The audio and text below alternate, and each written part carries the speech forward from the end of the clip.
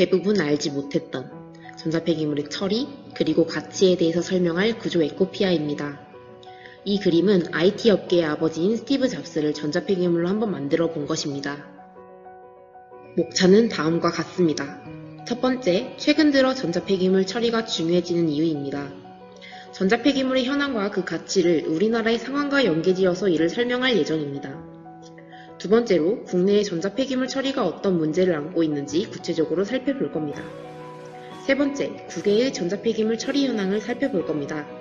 네 번째, 더 나은 미래를 위해 해외 사례와 연계하여 저희도 나름대로의 전자폐기물 개선 방안을 제안해 보았습니다.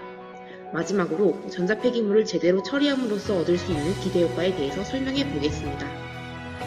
먼저 최근 들어 전자폐기물 처리가 중요해지는 이유를 설명드릴 건데요.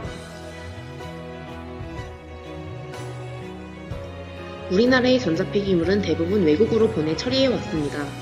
화면에서 보시다시피 유럽의 전자폐기물이 기부 형태로 가나로 유입되고 있고 우리나라 역시 중국 및 동남아 지역으로 전자폐기물 처리의 책임을 떠넘기고 있습니다. 그러나 중국이 환경오염에 대응하기 위해서 규제를 강화했고 지구 환경보호의 일환인 바젤 협약이 체결되면서 전자폐기물의 처리가 더욱더 까다로워지고 있습니다.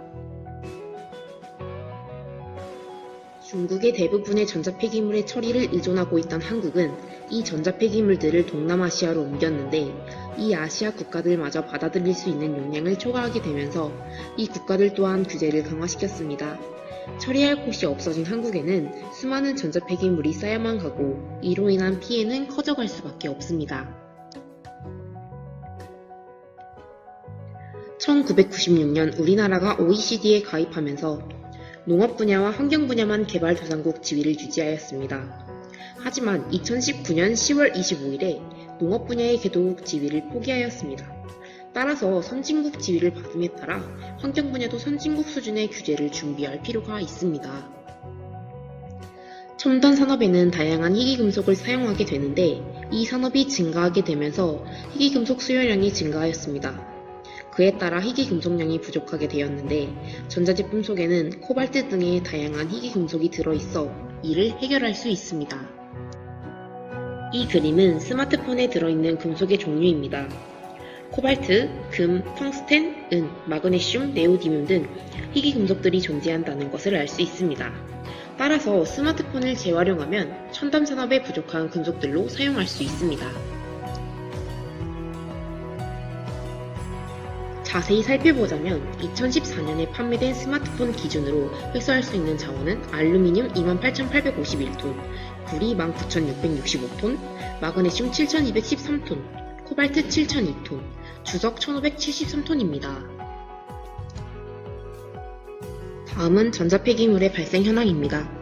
세계 전자폐기물 증가량은 2016년 기준 44.7메가톤에 비해 8% 증가하였고 한국 전자폐기물 증가량은 2016년 기준 83,000톤에 비해 6% 증가하여서 적게 증가한 것처럼 보이지만 연간 1인당으로 환산하면 세계는 6.1kg이고 한국은 15.8kg으로 세계보다 약 2.6배가량 되는 것으로 보입니다. 다음 표는 세계적으로 전자폐기물 발생량이 소형 전자기기의 보급화로 증가하는 추세를 보여줍니다. 그중 우리나라는 스마트폰 교체 주기가 OECD 국가 중 가장 짧은 국가로 전자폐기물 발생량을 증가시킵니다. 지금까지 전자폐기물의 처리가 중요해지는 이유를 설명드렸는데 그렇다면 지금 현재 국내의 전자폐기물 처리의 문제점이 무엇인지에 대해서 알아보겠습니다. 국내의 전자폐기물 처리의 문제는 복합적인 문제가 있는 법과제도, 기업의 부적절한 태도, 전자폐기물의 가치에 대한 인식의 부족 이렇게 세 가지로 나뉘어서 설명하도록 하겠습니다. 먼저 법과 제도의 문제입니다. 법과 제도에 대해서 크게 네 가지로 나누어서 설명해 보려고 합니다. 첫 번째, 유해 특성 관리가 부족합니다. 해외에는 다양한 유해 특성에 대해서 세분화가 잘 되어 있는 반면에 우리나라는 그런 부분에 있어서 미흡함을 보입니다. 국내 유해 특성 관리 중 인화성을 보게 되면 인화성은 인화성 하나로만 나뉘어져 있습니다. 고도 인화성은 더욱 주의하여 처리할 필요가 있는데 국내의 처리자는 이를 판단하는 데 어려움이 있습니다. 인화성에 대해서 이런 식으로 분류하는 나라는 우리나라가 유일하고 세계 국가들은 GHSC에 의거하여 인화성을 그림과 같이 세분화합니다. 또한 유해 특성 관리에 있어서 국내에 없는 유해 특성이 많습니다. 때문에 일반화된 특성을 다음 바질 협약 2유와 같이 더욱 세분화할 필요가 있습니다. 다음 유해 특성들은 현재 한국에서 관리하고 있지 않은 유해 특성들입니다. 두 번째, 시행 중인 자원순환 법률에는 오류가 있는 부분이 많습니다. 오류의 일부분을 살펴보면 먼저 전자 폐기물의 재사용 제품과 재활용 제품을 구분하여 처리할 수 있는 규정이 없습니다. 또한 중고 모니터만 수출업자에 한해서만 재활용 사업자를 인가해주고 있고 다른 전자제품들에 대한 재활용 사업자 등록은 시행되고 있지 않습니다. 이외에도 폐휴대폰의 수거 및 처리에 대한 책임이 생산자에게만 있는 점, 이동통신사만 판매자로서의 책임이 있는 점, 사업자 배출원에 배출 특성이 반영되고 있지 않은 점 등이 있습니다. 세 번째, 세부 재활용별 품목에 분류가 잘 되어 있지 않습니다. EU에서는 전자폐기물이 10개의 유형과 86개의 종류로 나뉘어져 있는 반면 국내 전자폐기물은 4개의 유형과 27개의 종류로밖에 나뉘어져 있지 않습니다. 또한 HSK 코드가 세분화되어 있지 않습니다. 냉장고를 예로 보면 국내에서는 냉장고를 용량별로만 구분하고 있지만 EU에서는 용량, 특성, 형태 등 다양한 기준을 고려하여 HSK를 세부적으로 구분하고 있습니다. 네 번째, 재활용 체계가 완성되어 있지 않습니다. 한국은 전 세계적으로 인구에 비해 전자폐기물의 발생량이 많습니다. 많은 발생량에 비해서는 전자폐기물의 처리시설은 많이 부족한 상황입니다. 2016년 전자폐기물의 발생량은 83만 톤인 반면 국내 리사이클 센터의 총 처리 능력은 45만 8천 톤밖에 되지 않습니다. 다음으로는 기업의 부적절한 태도에 대해서 알아보겠습니다. 한국은 전자 분야에서는 인류에 속한다고 볼 수 있습니다. 그 명성에 반해서 전자제품의 친환경성에는 하위권 수준에 머무르고 있습니다. 그린피스는 지구의 환경을 보존하고 평화를 증진시키는 활동을 펼치는 국제기구입니다. 그린피스에서는 기업들에 대한 화학물질, 자원소비, 에너지 등을 종합하여 친환경성을 주기적으로 평가합니다. 한국의 대표 기업인 LG는 D+, 삼성은 D-를 기록하고 있습니다. LG와 삼성의 문제점에 대해서 좀 더 알아보도록 하겠습니다. LG는 아시아 지역의 세부적인 정보를 공개하지 않는 불투명성과 공식적인 목표 부재로 추진 및 일정의 불명확성을 보입니다. 또한 재활용 부품 사용량은 2014년 이후 감소하고 있고 배터리 교체가 어려워서 제품 수명 연장에 어려움이 있습니다. 마지막으로 유해물질로 알려진 물질들에 대한 모니터링이 미흡합니다. 삼성은 재활용 원료 사분 사용 여부에 대해서 공개하고 있지 않고 LG와 마찬가지로 공식적인 목표가 명확하지 않습니다. 재활용 부문에서는 과다한 접착제 사용, 즉 일체형 스마트폰이기 때문에 재활용에 어려움이 있고 제품 수명 연장 부분에서 수립 편의성에 미흡함을 보입니다. 또한 유해 화학물질에 대해서도 LG와 마찬가지로 모니터링이 잘 시행되고 있지 않습니다. 여기서 끝이 아닙니다. 다음은 2018년 3월 뉴스에 방영된 내용입니다. 기업은 EPR 제도의 허점을 노려 부담감을 피할 뿐만 아니라 재활용 실적 조작으로 분담금을 받아왔습니다. 다음 그림은 기업이 전자폐기물 수거량을 조작하는 과정입니다. 기업에서 물류센터로 보내지는 전자폐기물은 재활용 전문업체로 보내지게 되는데 기업은 이 업체들에 대해서 성적을 부풀려달라고 말하고 이들은 이 일을 눈감아주는 형태가 됩니다. 부풀려진 실적만큼의 분담금을 받게 되는 기업은 불법적으로 많은 이득을 챙기게 됩니다. 다음은 관계자들의 인터뷰 내용입니다. 이 인터뷰는 S전자가 실적 조작을 요청하고 이를 눈 감아주는 관계자들의 현실을 보여주고 있습니다. 실제로 2018년 2월 들어온 폐전자제품은 30톤이지만 실제로 전산망에 계산된 폐전자제품은 그의 3배가 넘는 97톤이나 됩니다. 마지막으로 전자폐기물 가치에 대한 인식 부족 문제입니다. 이 부분에 대한 문제는 저희 자신을 되돌아봐도 쉽게 알 수 있습니다. 우리는 스마트폰을 주기적으로 바꾸지만 이전에 쓰던 스마트폰이 어디에 있는지 어떻게 처리됐는지 모르는 경우가 다반사입니다. 스마트폰을 제대로 처리하게 되면 보상을 받을 수도 있는데 일반 쓰레기와 함께 버려 환경적 문제를 야기시킬 뿐만 아니라 경제적 손해도 보게 되는 것입니다. 실제로 LG의 연간 폐휴대 첩본 처리 방법을 보면 재활용이 25% 수준밖에 되지 않고 가정에서 방치하는 경우가 45%입니다. 출고율 대비 재활용률은 매해 급감하고 있는 것을 볼 수 있습니다. 그림과 같이 휴대폰 속 금속의 가치는 이와 같이 다양하지만 이를 제대로 활용하지 못하고 있는 것이 현실입니다. 이전까지 전자폐기물 처리 문제에 대해서 알아보았고, 해외에서 전자폐기물을 어떻게 처리하고 있는지 알아보겠습니다.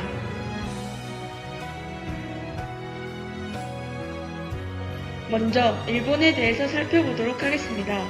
일본의 경우는 구체적인 목표와 역할 분담의 명확화를 통해 전자폐기물을 관리하고 있습니다. 일본은 소비자, 소매업자, 제조업자 등의 역할 분담의 명확화를 통해 폐기물 감량화 및 리사이클을 촉진하고 있습니다. 가전 리사이클법을 통해 수입업자와 소비자의 재활용을 높이고, 소형 가전 리사이클법을 통해 회수량 목표를 선정하여 모든 역할군이 함께 노력할 수 있는 시스템을 구축하였습니다. 유럽의 경우 제품 정보부터 회수까지 재활용의 모든 면을 관리하고 있습니다. 제품 정보의 경우 WEEE 지침 부록에 명시된 정보의 제공을 의무화하여 생산자의 책임을 높이고 있습니다. 재활용에 있어서는 전기전자제품 생산자는 WEEE 지침의 부록에 수록된 최소 재활용 및 재생 목표를 달성하고, 재활용 센터 또한 정해진 재활용률을 만족해야 합니다.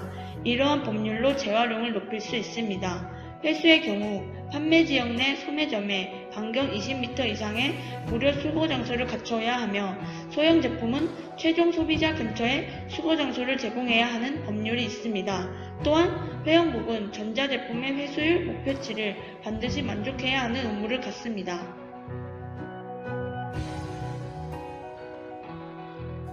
다음으로는 미국을 한번 살펴보겠습니다. 미국은 전자폐기물 재활용에 대한 소비자 교육을 활성화하려는 노력을 보이고 있습니다. 유타에서는 생산자가 소비자에게 재활용에 대한 교육을 의무화하고 있고, 23개 주에서는 생산자에게 재활용에 대한 의무를 부여합니다. 특히 캘리포니아는 소비자가 재활용에 대한 비용을 부담하는 특징을 보입니다. 그린피스의 평가에서 좋은 평가를 받은 애플에 대해서도 한번 살펴보겠습니다. 애플은 전자폐기물의 처리에 대한 태도가 상위권이고, 그 친환경성도 높은 수준을 보이고 있습니다. 메인보드의 연결 부분은 100% 친환경 물질로 구성되어 있고, 특히 터치에 따라 반응을 진동으로 느낄 수 있게 해주는 탭틱 엔진 부분은 스마트폰 사상 최초로 100% 재활용 가능한 히토류 금속으로 제작되었습니다. 포장에 대해서도 거의 대부분이 친환경 물질을 사용하는 섬세함을 보여줍니다. 이 외에도 높은 친환경 화학성을 보여주며 다 쓴 기기를 다시 재활용하고 이를 반납한 소비자에게 그에 대한 보상을 해주는 트레이드 시스템도 시행 중입니다. 방금 설명드렸듯이 애플은 전자폐기물 관리를 엄격하게 하기 위하여 기존 기기를 자사로 회수하는 시스템을 시행 중입니다. 전자폐기물 처리의 중요성에 대한 인식 수준을 알 수 있는 부분입니다. 재활용 기술에 있어서는 애플사에서 개발한 분해 로봇에 의해 15개의 각각 다른 아이폰 모델을 쉽게 분리하여 스마트폰 내부의 유해 물질과 각종 금속들을 분해 및 재활용하고 있습니다. 아이폰의 경우 히토류 금속, 주석, 재생 플라스틱이 주로 쓰입니다. 아래 그림과 같은 수은, 브로만 안연제, PVC, 프탈레이트, 미소와 같은 유해 물질은 애플의 규제 사양에 의해 보호되고 있습니다. 그렇다면 국내 기업인 삼성의 보상 프로그램은 어떻게 다를까요? 그것을 애플과 함께 비교해 보겠습니다. 먼저 삼성의 보상 판매 프로그램을 알아보도록 하겠습니다. 삼성은 올해 6월에 갤럭시 S10을 출시하고 중고폰 보상 판매를 시작했습니다. 하지만 기간을 정해서 프로그램을 진행한 후 서비스가 중단되었다가 올해 11월에 아이폰 11이 출시된 후 서비스를 다시 진행하였습니다. 그리고 12월에 신제품을 출시하면서 이 서비스를 다시 시행할 예정입니다. 그러나 애플은 상시 보상 판매가 가능합니다. 신제품이 출시될 경우 보상 판매 프로그램을 통해 신제품을 저렴한 가격에 제공하며 평상시에는 애플 크레딧 포인트를 발급하여 애플 자사의 IT 기기를 저렴한 가격으로 구매할 수 있도록 제공하고 있습니다. 또한 애플 홈페이지 보상 판매 프로그램을 들어가면 자신의 단말기 1년 번호를 검색한 후에 단말기 상태에 따른 보상 가격을 알 수 있도록 체계가 갖추어져 있었습니다. 지금까지 알아본 문제점에 따른 저희가 생각한 개선 방법을 설명해 보도록 하겠습니다. 유해 특성 관리에 대한 개선 방안은 현재 우리나라에서 관리하고 있는 특성 9가지에 바젤협약과 유럽연합이 관리하고 있는 특성을 참고하여 인화성 물질과 독성을 좀 더 세분화하여 관리하도록 하였습니다. 다음은 자원순환 법률의 개정입니다.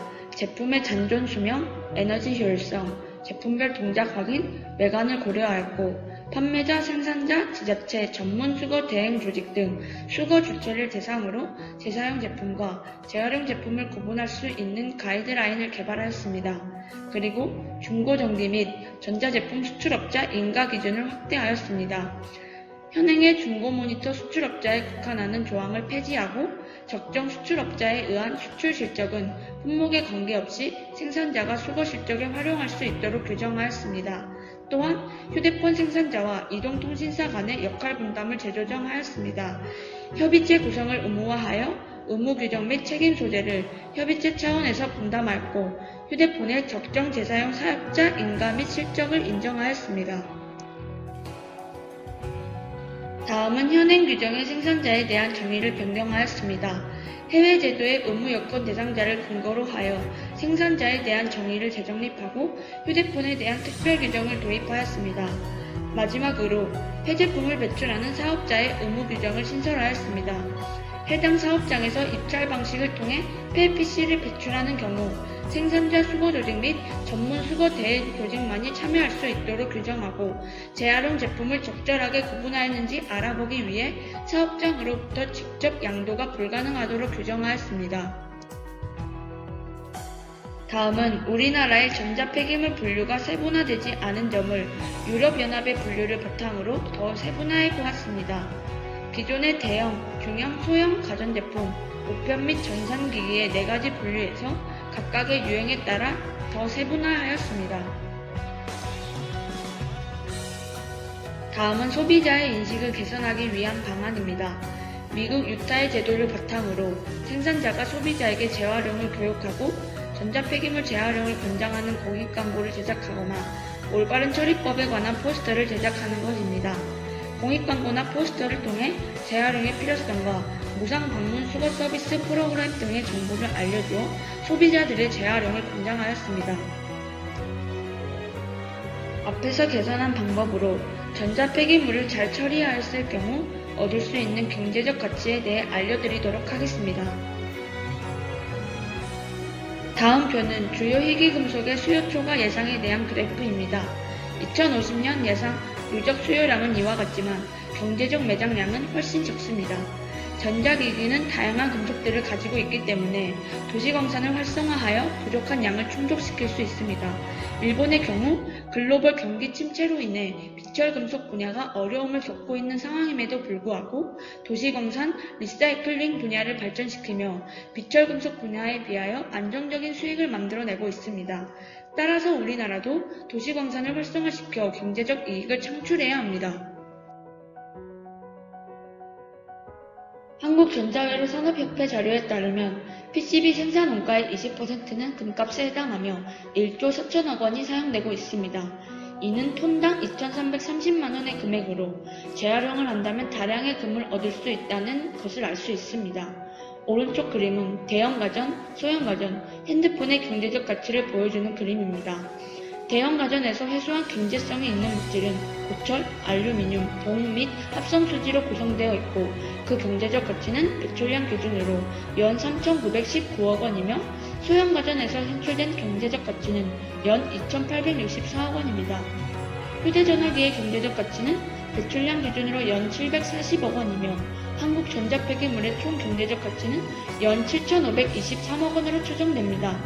하지만 실제 리사이클링 되고 있는 전자폐기물의 경제적 가치는 연 2천억 원 미만으로 산출되어 리사이클링을 많이 하면 할수록 경제적으로 얻을 수 있는 이익이 증가한다는 것을 알 수 있습니다. 지금까지 현재 우리나라의 전자폐기물 처리 방안의 문제점을 자세히 살펴보고 해외의 전자폐기물 처리 방안과 비교하여 개선 방안을 제안한 후 그에 따른 경제적 효과를 알아보았습니다. 들어주셔서 감사합니다.